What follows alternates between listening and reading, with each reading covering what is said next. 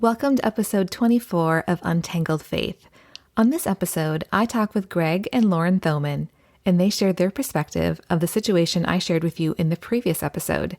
What's it like to be minding your own business only to have your life completely upended? You're about to find out. And I spent 2 months probably trying to figure out how to begin to have a relationship again when they had just heard a bunch of stuff about me that is not true, coming from a source that they're still employed by. If I've been wounded and put in the hospital and someone never comes to visit me and ask if I'm okay, I'm not going to drag myself out of my bed and go hunt them down and ask them why they didn't come visit me. There has to be a boundary there. People need to invest at least a minimal amount of caring. At the time of our lives when we really, really needed support, we were being blamed as a victim. This is Amy Fritz, and you're listening to Untangled Faith, a podcast for anyone who has found themselves confused or disillusioned in their faith journey. If you want to hold on to your faith, while untangling it from all the things that are not good and true, this is the place for you. Last week, I shared how leaders at Ramsey Solutions sent a threatening letter and set up a meeting with Nathan's new employer shortly after we shared the truth of why Nathan left. This week, I'm eager to share with you another perspective on this situation from another family caught in the crossfire. Here's Greg and Lauren Thoman. It's interesting because I had just made the transition from manual labor, from home remodeling and repair, into development. In 2011, shortly after Greg made that switch to development, the contract job he was doing ran out of work for him. The good news was that he'd already started the interview process with Ramsey. The bad news was that it was a very long process. You applied for this job at Ramsey because you had mentioned on Facebook that you were teaching yourself web development, and you had a friend who worked at Ramsey reach out and be like, hey, we're hiring developers. You should apply. And you were like, I am in no way qualified to apply for that job. So let's apply. And he talked you into it. He was like, you should do it anyway because, and it's funny because this feels very different now. He said, the most important thing is that you're a culture fit. And I think if you can convince them you're a culture fit, they'll bring you on as a developer. I remember starting that interview process and having the first interview being the HR culture fit interview. They're getting to know you a little bit. Greg moved on to the technical interviews. Remember, he was brand new to this skill. He knew very, very little. As a part of the process, Greg had submitted a code sample. For the second part of the technical interview, Greg was given a problem to solve. He found out much later what the technical interview team thought of the work he had submitted. And they were like, so you came in at a 2. Like your initial code sample was a 2. Out of 10. Then we had you do the project, like the sample project. And that came back at a 6. And it was only a couple weeks later. And so they were like, oh, this is a guy that can learn quickly. Oh, and by the way, Greg was hired to be a Flash developer. And in Greg's words, Flash was a language that was tanking at the time. How many days at Ramsey did you spend working in? 2 or 3, maybe. I'm sure in your conversations in your interview, there was a way of talking that you were like, I can figure out things. They did ask, how did you get the skills that you have? I'm like, the library. Here's all these books. Ramsey says they are looking for, and Nathan said he'd heard this, hungry, humble, and smart. I think probably when you come in and you're like, I taught myself a new career at the public library, that conveys probably all 3 of those. Ultimately, Greg was offered the job, and they happily accepted it. Greg told me that he used to listen to Dave's radio show while cutting grass, wondering if someday he might be able to cut the grass at Financial Peace Plaza. Now, he was actually working there. I felt like I had found my people. I was immediately taken into that group. What did you love about it? It didn't feel like working to me. It felt like I was just problem solving and having fun. Was there a time or a thing that made you think this isn't going to be a forever job for me? Yeah, so when I started, I didn't have trouble agreeing with everything that was being said. In staff meeting, in Devo, on the radio show, I agreed with everything. And not just the baby steps, but like the worldview being presented. It made sense to me. After a few years, you and I had a lot of ongoing conversations, and I've been reading a lot of books and stories from people who had a different life experience than I did, particularly, people from marginalized communities. And over time, like reading those things, I realized that it was becoming clear to me that the world is more complex than I had originally thought. Well, and a lot of the problems is especially, financially, which is where Ramsey is focused, but generally because in Devos and everything, you talk about much more like broader issues facing the world. It seemed like the explanations being given for this is why our world is the way it is, like, and here's what we do about it. That was seeming more and more like an oversimplified version. It's not like everything we talked about at the company was money, but it always seemed like ideas and thoughts, about the world were presented in a kind of an us versus them paradigm, even through like these much larger issues than just money. And in us versus them, you mean like, here's how we've got it right. Yes. And they've got it wrong. Yeah, it was very much a we're doing this the right way. And if you're not doing it this way, you're stupid.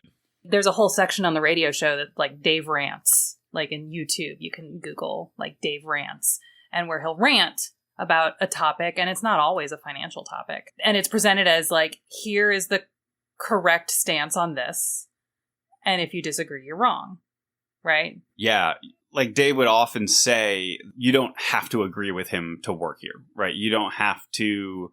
And at the same time, I was starting to notice much more of this us versus them kind of more derogatory language when he's describing people that don't think or act like he does, or like he thinks you should. And so he would demean their intelligence and dismiss their faith. And yeah, he called people who disagreed with him atheists a lot. Yeah. Right? I remember intelligence being kind of the big thing. If only they were smarter, they would see that this is the right answer. This is the right way to look at this. So those cutting and insulting remarks that he would make in staff meeting, Devo a lot on the radio show, were starting to affect me more personally, and not because they were more directed at me, but I was turning into a them person. Because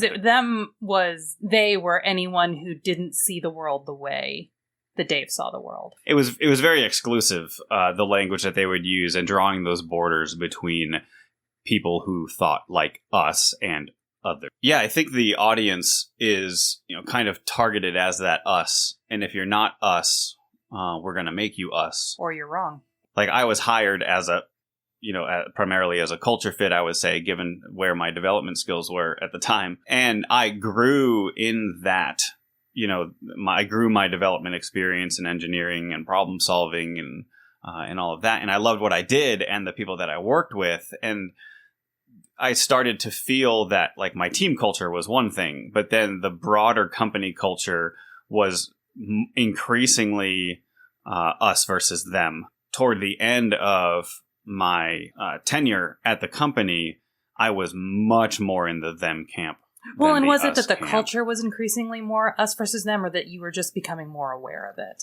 I think it's a little bit of both. Like, I was growing in my worldview, but then also the company culture itself was becoming much more stringent, us versus them. You're either with us or you're against us. Even in the Got Your Six meeting, like Dave said, you're either with me or against me. Yeah.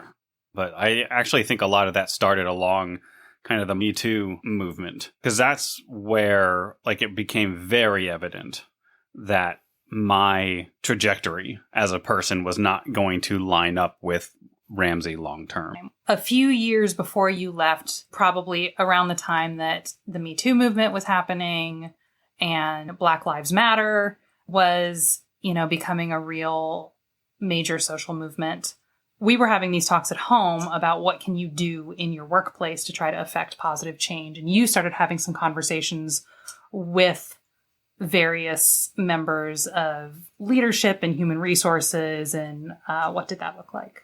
Yeah, I remember going to HR, especially while I was looking for, people for my own teams, looking for more diverse hiring, right? Like I would love to have more experience on my team than just what I've experienced through my life. I remember going to HR and saying, hey, how do we hire more diversely? How do we attract more diverse team members? Those conversations always ended with the same phrase of we hire the best people for the job. Greg and Lauren were also having a similar conversation at home about the Me Too movement, and if there was anything Greg could do in his role to make it a safer space for women and any victims of sexual harassment or assault. I remember going to the leadership in HR and saying, hey, what are our sexual harassment policies? Like, what's the process there? Let's say, somebody did have an issue. Like, what do they do? And the response was,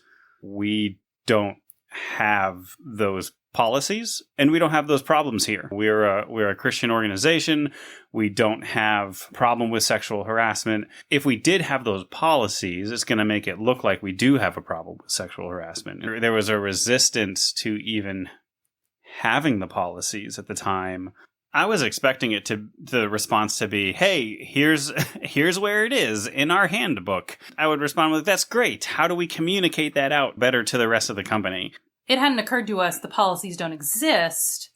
We just thought they must not be very accessible. Now, I think we should say it is important to note we don't know if this is still true, because I think that was the only time you ever had that conversation, which would have been back in 2017. Yeah. Probably. So it is possible that has changed in the last few years. You didn't know of it changing before you left in 2020. No, there hadn't been any communication about it. So if a policy was ever put in place, it was still never made, abundantly clear to the employees, at least before you left. And then afterwards, we don't know. We're not under the impression that anything has changed there.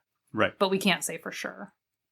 How does it work when you feel like you're not a culture fit, but you feel like you are a professional fit at this place where both are really stressed? What do you do with that? Because Ramsey makes it really hard to look for another job. Yeah. And we weren't ready to just quit. We couldn't afford to.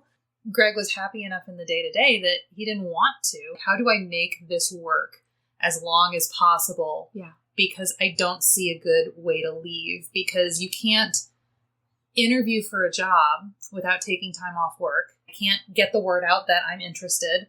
I can't update my LinkedIn without them realizing I'm looking for another job. So how did you end up leaving then?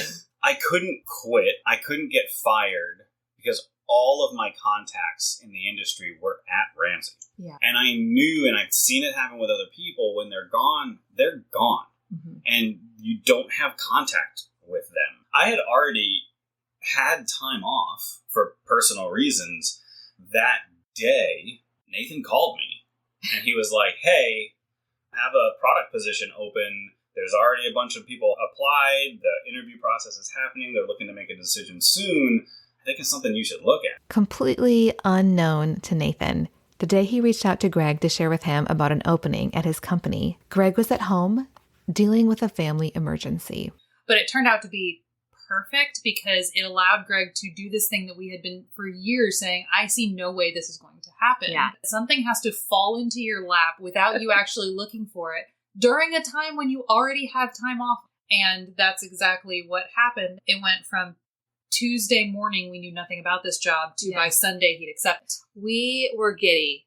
We were so, because Greg was pretty much the first friend that Nathan had at Ramsey. And it was also really funny because before Nathan left Ramsey, Greg had been like over the moon that Nathan was coming to work on his team. It was a dinner table conversation every night of how excited Greg was. Nathan is almost ready to come to my team. It's going to happen. It's going to happen. It's going to happen. And then one day it was, Nathan quit.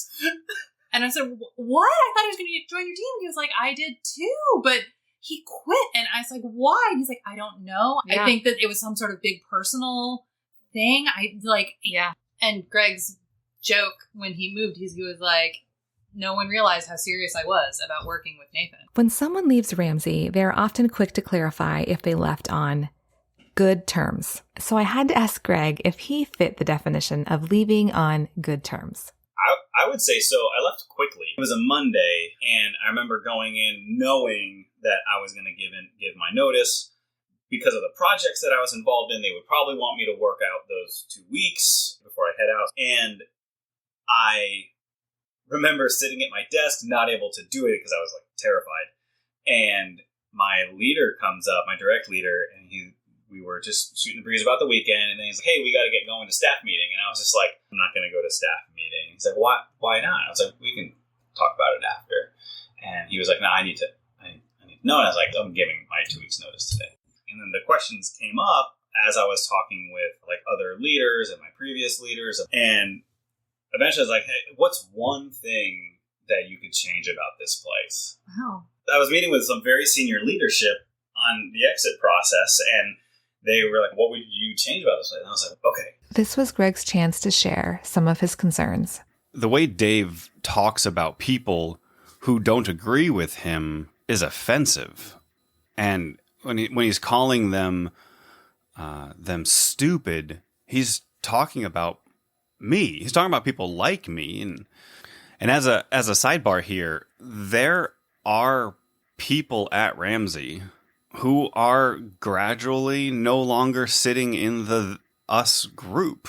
Greg shared that after telling senior leadership that he found their figurehead offensive, his timeline for leaving changed very quickly. And that ended up being his last day. And then I had the one leader that I really wanted to go to personally and say, "Hey, I respect you. We've had a great relationship.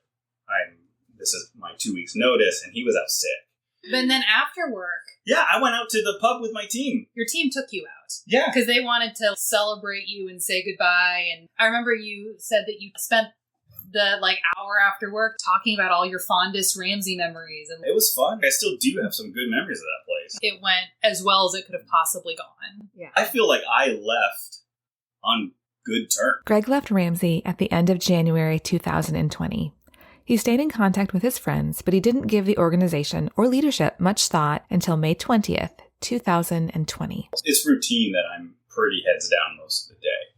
I remember hearing our doorbell ring and me going, "Okay, well, sounds like Lauren has that." Remember getting a text from Lauren that was like, "Hey, when you're done, we need to have a quick conversation." The doorbell rang at 4:15. Someone was standing there, and I was like, this is unusual because, early days of COVID, I went and answered the door, and it was a courier who hand-delivered me a letter and confirmed this is where Greg Thoman lives. I opened it. I was like, something from Ramsey? And I was like, this is weird. So I opened it and I read it, and I honestly had no comprehension of what I was reading. The things in this letter are so bizarre. I have absolutely no idea what it's referring to, but it sounds serious. And so that's when I texted Greg, and I didn't want to freak him out because I knew he was in the middle of a meeting. Yeah. And so 20 minutes later, he texted me and he's like, "I'm done now." I walked upstairs and I was like, this was hand delivered to us and it's from Ramsey and I don't understand what is happening. Our first instinct was just utter confusion. Yeah. Because we read it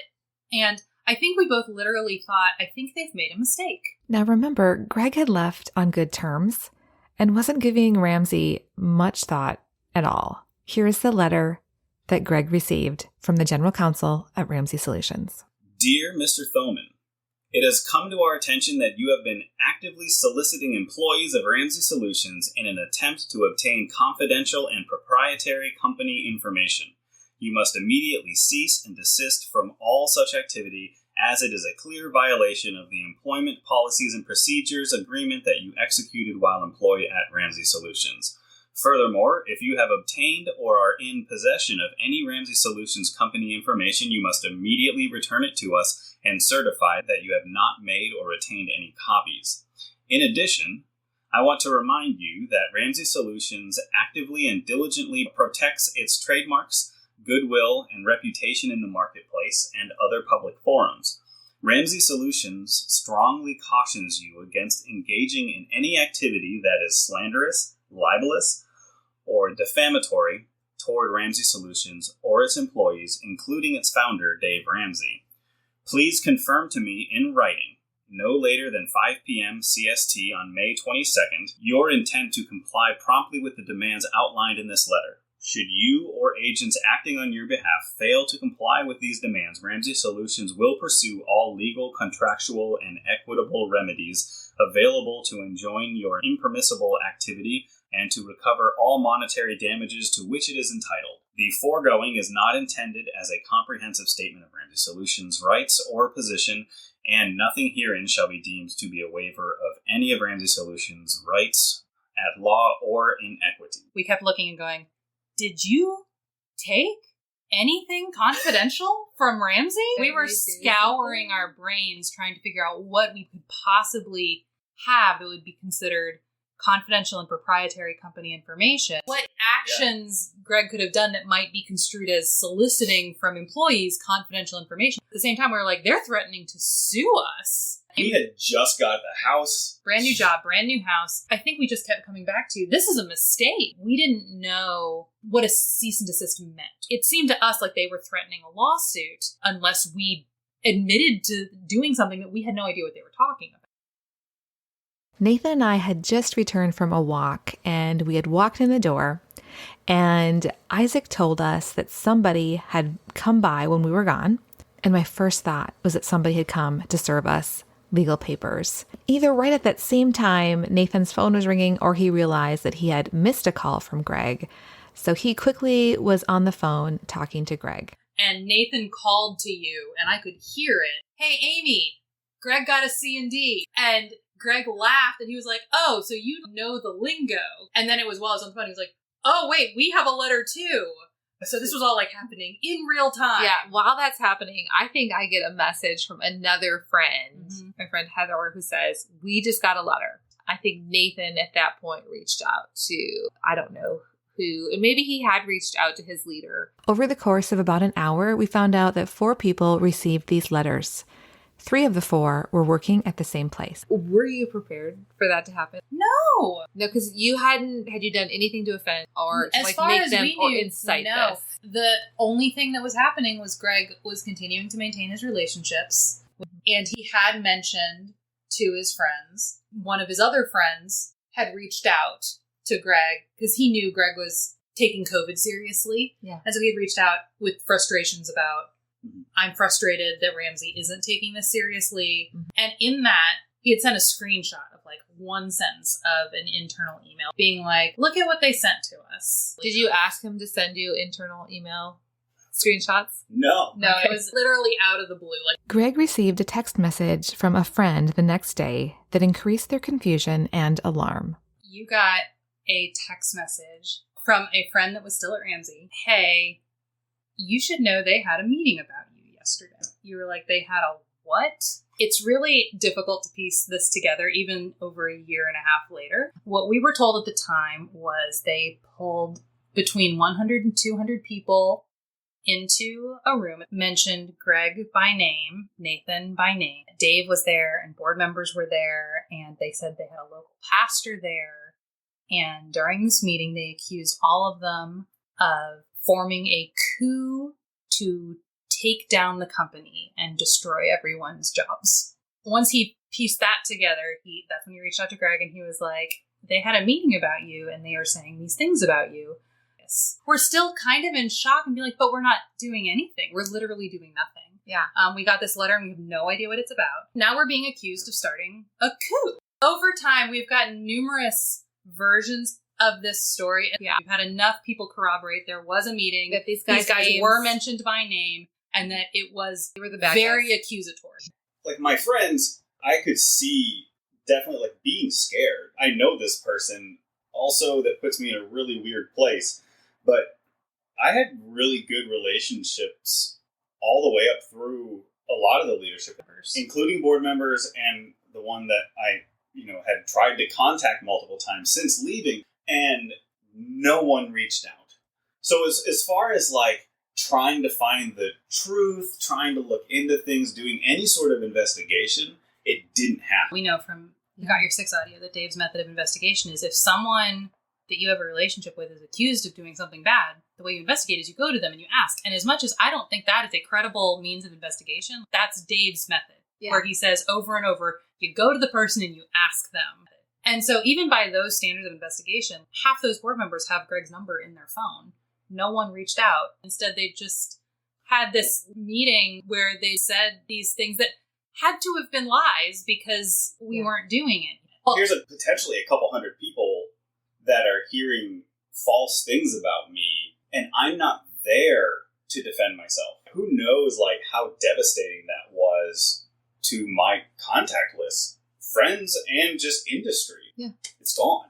Greg told me, and then he was like, I've set up a meeting with Nathan and the other guy that they worked with, just because I need to let them know what's going on. And it was Zoom. You were there, Amy. The other guy's wife was also there on this meeting, and where Greg like briefed everyone. Even at the time, we were all laughing about it. We were like, and the more we thought about it, the more we're like, oh, they're being really serious about this. We should maybe speak to a lawyer. We wound up getting in touch with an employment lawyer in Nashville. He said, I see a lot of C&Ds as an employment lawyer. This one is unusually harsh. He said they wrote this to scare you. The other thing that I remember the lawyer saying to us, one was, if you respond to this, this is worded in such a way that it feels like they're trying to trap you. So if we craft a response, you need to be very careful to not agree that these terms that say apply to you actually apply to you, because I don't think they do. Yeah. And the other thing he said was, when we told him about the meeting, he said, how many people were at that meeting? He was like, they want you to know about that. The timing, how many people were there. I don't know what's going on. They want to scare you. And the other thing was, he said, yeah, they didn't want you to talk to a lawyer. He said, this timeline is so tight. The letter and the meeting would have been really bad in and of themselves, but that wasn't all they did. That was not all. It was a busy 3 days. But wait, there's more.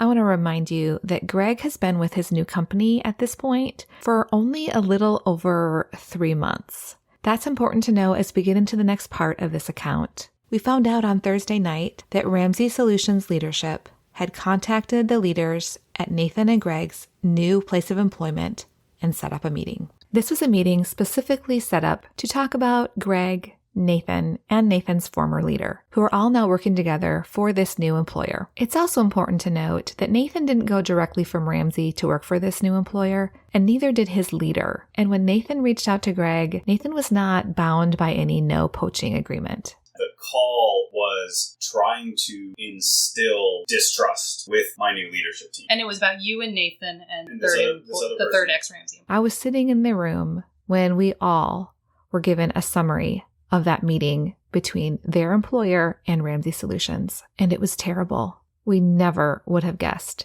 that they would be willing to stoop low enough to go after these guys' jobs. And to remind you, Greg hadn't done anything. I had shared our story on my website, the story of why Nathan had resigned from his job. Greg had done absolutely nothing. And yet over the course of just a couple days, Greg lost friends, colleagues, business contacts, and now they were coming for his job. The people I interacted with at Ramsey, they knew me. Yeah. They know I'm a good person. They knew I was a good leader. They knew all of these things about my character. And when it came down to it, and this includes a lot of leadership. This includes the person that called your company. Yeah. And this was the person that you had been trying to chase down and get together with because you hadn't been able to talk to him. People cannot even begin to imagine if they've ever been in this situation. How traumatic was that for either one of you or both? The very telling thing is that we've been in therapy since this happened. We're on medication for anxiety. That was not a thing before. Mm-hmm. We still have panic attacks when the doorbell rings. The letter's addressed to Greg, but it really felt like, because Ramsey stresses your whole family has to be all in, it felt like they were coming after all of us. And they were, because they were trying to take away our source of income. I freelance, but I can't afford our house on just what I make. Yeah. They had not just threatened his job, but also threatened every business connection he had that could possibly help him get a new one. We had people like come out and talk to me, like after we had like started sharing our story a little bit, and they didn't quite know what to think about it. It didn't make any sense to them. They knew me. It makes it seem like we're leaving something out of our story, that we're like fabricating something. And we would get comments like, okay, yeah, that sounds horrible, but surely you did something. Yeah. Like, at the time of our lives when we really, really needed support, we were being blamed as a victim. Tell me about that next month or two and what that was like for you. Who could you talk to? How bad was that? I was talking to no one. For a long time there, Greg was talking to no one. I was talking to you and a couple other ex-Ramsey wives who knew about the situation. And that was it, because I didn't talk to even my closest friends going into this. None of my closest friends were associated with Ramsey at all. But I was afraid to talk to them because the main thing we were scared of was a lawsuit, because Ramsey had threatened us with legal action. They had held a meeting where they accused us of all sorts of things.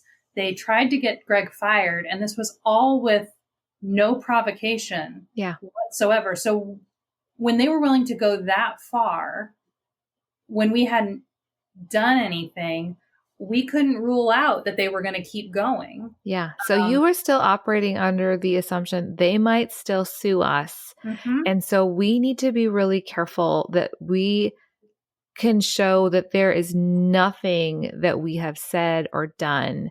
We weren't doing anything before. Right. What can we stop doing? Right? Yeah. It's nothing. So we were scared of anything would actually incur. I didn't know if they would say turn over any communication you've had about Ramsey. Yeah. And so I was like, okay, well, I'm just not going to have any communication. Or if they were going to say, if they were going to subpoena my best friends that I was known to be good friends with and ask, have you had any conversations about Ramsey?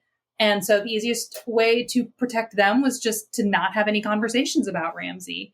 Nothing felt safe for months. We talked to each other, and I talked to you and a couple other Ramsey wives who, with the exception of you, who I didn't know before this. Yeah. I hadn't had a lot of Ramsey friends. The couple I had weren't there anymore, or were there and therefore didn't seem safe. Yeah. No one felt safe, but especially people that were still in the building, because, do they believe we're these horrible people? Did they believe that? Were they at that meeting? But Greg, you were brand new to your job. And so Lauren is at least, she is doing contract stuff, but she has time in between stuff to like connect with me, talk through some things. But you're probably working your butt off to show how low maintenance you are and how much you love this new job, and this is all you have. You're not talking to anybody until Lauren at the end of the day. How was that? Yeah, I had a rough few months because my primary concern was actually not Ramsey for those couple months, which is going to be odd to hear. But my entire support system was still in that company. And like Nathan and I are really close now, way closer than we were at Ramsey. And we were pretty close at Ramsey, but he was not in my like close circle of friends that we would just go play games and go like play hockey together and go play croquet. Yeah, we would go play croquet on the lawn, right? Like the same group of people for 4 or 5 years, right? Sitting together every day. When all of this went down, my first thought was, I am not going to lose these friendships that I spent like with my best friend. Like it was 8 years building this friendship. That was my main goal. And now like I'm still pretty close to one of them, kind of halfway close to another. And then I hardly ever talk to the other guy. And it's devastating. And I spent 2 months probably like trying to figure out how to talk to these guys and how to begin to have a relationship again when they had just heard a bunch of stuff about me that is not true. Yeah. But at the same time, it's coming from a source that they're still employed by. Yeah. This happened 18 months ago. And just now we're talking on your podcast about it. I've posted some stuff on social media, but I've always been very careful and pretty vague. The reason for that, and I think it was especially true in the months right after it happened, our story on its own, unless you know a lot of context around it, doesn't sound real. It sounds like we are really picking and choosing the facts to include to make ourselves look really innocent and Ramsey look really bad. I think even the people that were in Ramsey in that meeting that knew this does not line up with anything I know of Greg, well, first of all, they couldn't really ask him, what's your side? Because it was very clear they weren't supposed to be talking to him at all. The few people that are still willing to maintain those relationships, just the fact that they're responding to phone calls or texts, that's a risk for them. And they know it's a risk. And they're being very, very careful to not talk about work, to not talk about anything potentially inflammatory. So they're definitely not going to say, hey, Greg, they said a bunch of bad stuff about you. Is it true? Yeah. What's your side? Nor is he going to risk those relationships that are so fragile by saying, hey, I know you had a meeting about me. Do you want to hear my side of it? All they have is this story that doesn't feel right. And the most Greg would say to anyone was, I didn't do the things they said I did. And if you want to hear more, I think the thing that people landed on must have happened is we did something by accident. And it wasn't until we started talking more with you guys and that we actually had pieced it together. And then it started to make sense. I think it's important to state 18 months later, we still don't definitively know why they did what they did.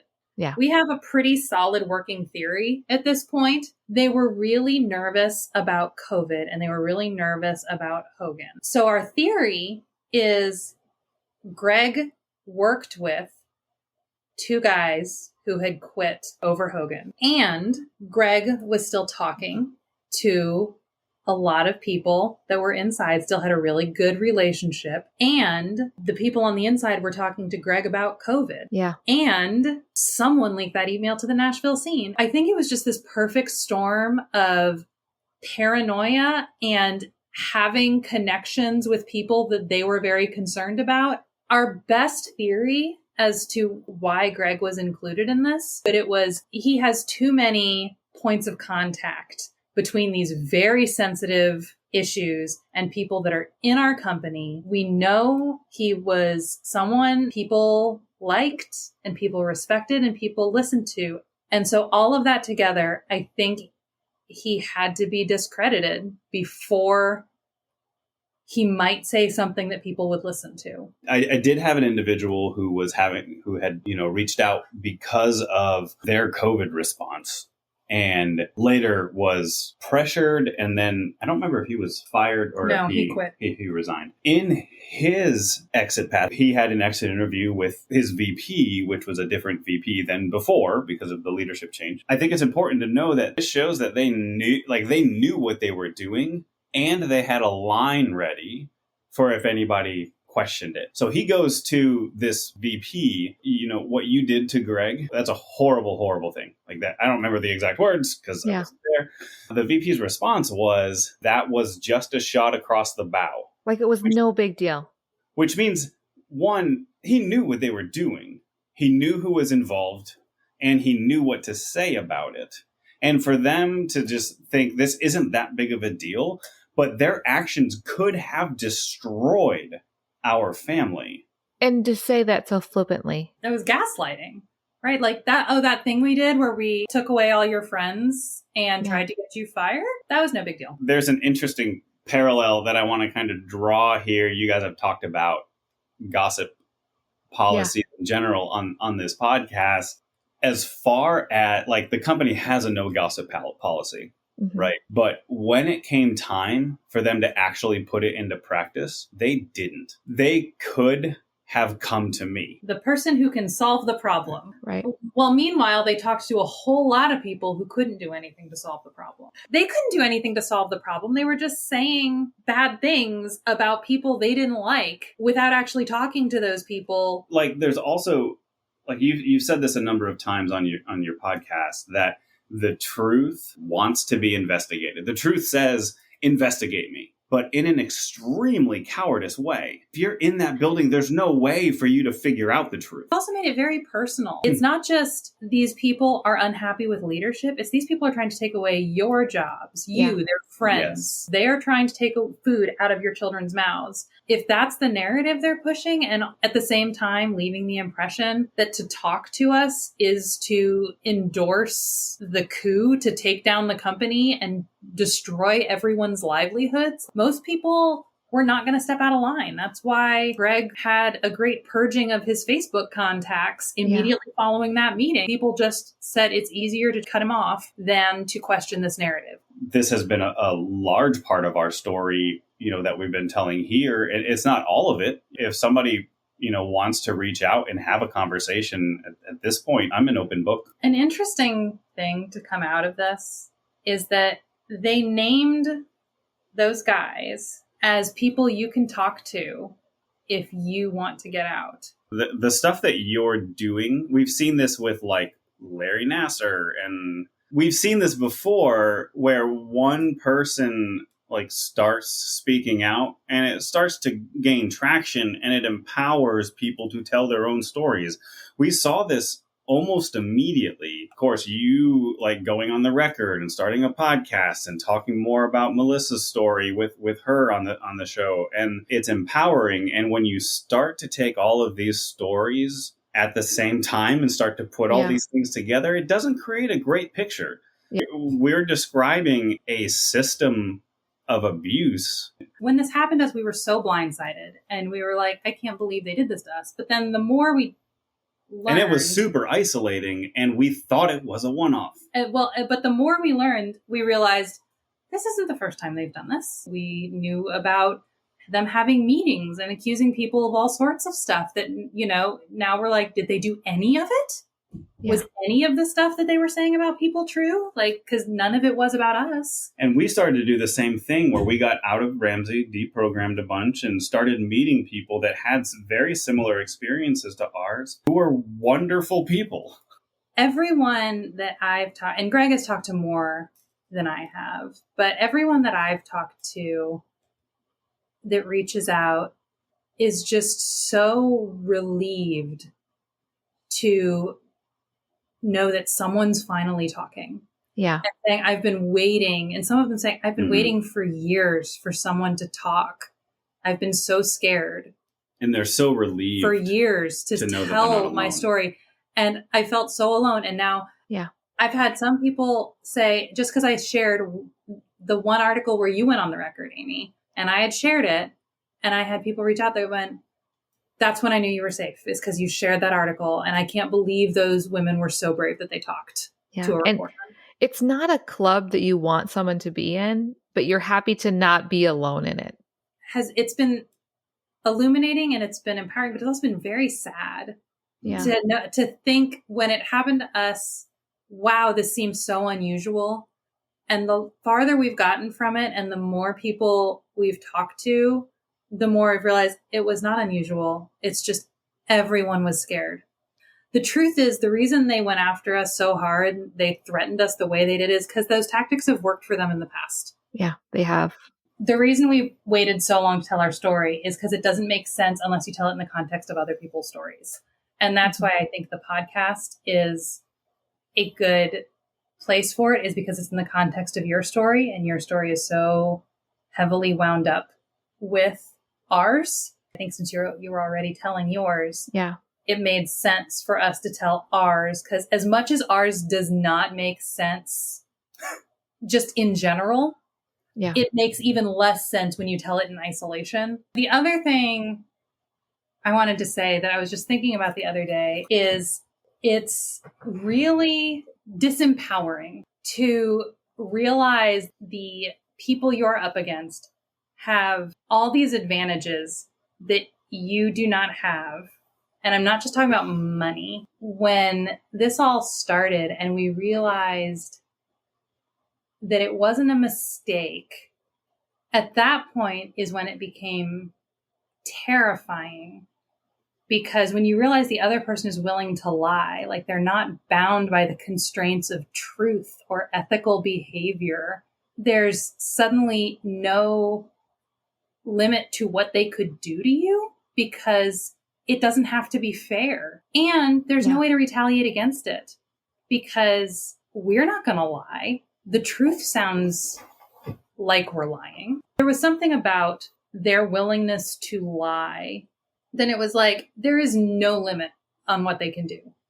It's a really particularly scary thing to realize that the other party is playing without any of the guardrails that you have to have. And so which this is one of the reasons I think that, you telling your story like this, and hopefully, us telling it, feels kind of like taking a little bit of that power back.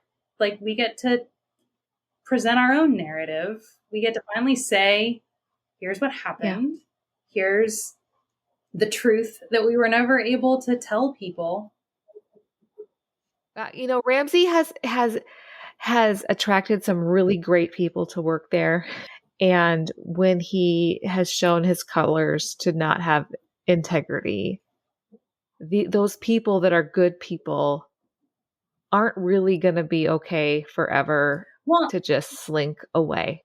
I think their fatal flaw has been focusing so much on people who really buy into the stated mission. Whether or not the actual leadership believes in those things, a lot of the people they hire do. And if you really believe, once you find out that an organization is hurting people, you're not just going to walk away. You're going to go, no, you're hurting people. And I'm not okay with that. If you had one person that you could talk to, one conversation that you could have with somebody at Ramsey, Greg, since everything you've experienced, do you know who you would talk to and what you would like to say? I do have an individual that I would like to go back and talk to. I would still go have a beer with this person. I'd like to have a conversation with them. This individual knows who they are. They're one of the people that called my employer to try to get me fired. I tried to call them, the day that I gave my 2 weeks notice. They weren't there. They were out sick. So I had to do that over the phone, which I've always, hated that I had to do that. After I left, before everything happened months and months later, I had tried to reach out numerous times to no avail. I want to know why. You're very influential in the company and in the industry, and you know me, and yet you accepted this falsehood almost instantaneously. And I've worked with you for years. When you were a contractor with the company, we worked together pushing the product processes further and further ahead. And you didn't talk to me. You didn't reach out to me. Instead, you immediately bought into this lie and you reached out to my employer. And I just want to know why. I'm infinitely accessible. We're still likely connected on a bunch of networks. You probably still have my number. I would still have the conversation. I would go get a drink. I'd go out to a meal. I'm very easy to get a hold of. I would still have that conversation. Lauren, if you could talk to anybody or say anything. I have two answers for this, which is cheating, because the question was one person. I wasn't close to very many people within the organization or through the organization, but I knew that Greg was. I knew that he had this group of guys that were his best friends, that had been his best friends for years, that, he talked about all the time, that he leaned on. They'd talk about everything, their families, their kids, their struggles. And these were really good, solid relationships that I knew he treasured. And after that meeting, those changed. And some of them were salvageable and others seemed to not have been. I would want to reach out to some of those guys and take them by the lapels and shake them, just to kind of see if I could jog some sense into them and be like, what are you doing? What was this friendship to you that you're just willing to walk away from it over a lie? Why would you believe those awful things instead of this friendship that you've put so much of yourself into? I just would want to ask them to really re-examine their priorities and ask, is this job that would have you just completely cut off one of your best friends, is that something a good and healthy employer asks of you or makes you afraid to continue that relationship. I mean, you can believe in the mission of getting people out of debt, all you want. It's one thing to believe in the product the company is selling. It's another thing to believe the reality that the company is demanding that you buy into when that reality is contrary to what I perceived as being, one of the more important relationships in your life. That's my first answer, is I'd want to talk to the guys that I wasn't close to, but that I know my husband was, and not the ones who have stuck with him through this, but the ones that didn't. That would take a lot of bravery for somebody to actually reach out at that point and say, hey, I believed all of that and I haven't talked to you in forever. What's going on? How are you?